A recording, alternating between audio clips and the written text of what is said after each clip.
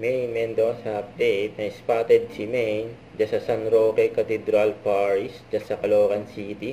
Kasama niya si Tatay Teddy at Nanay Mary Ann. Yan, may maswerte pa nga nakapagpa-picture kay May dyan sa simbahan. Ito pa yung mga picture ni May.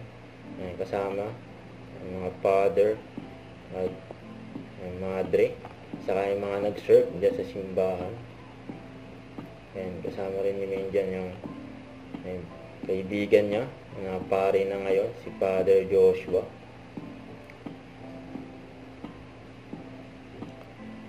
Yan, ngayon ng umaga yan. Kaya pala na late si May sa Itbulaga.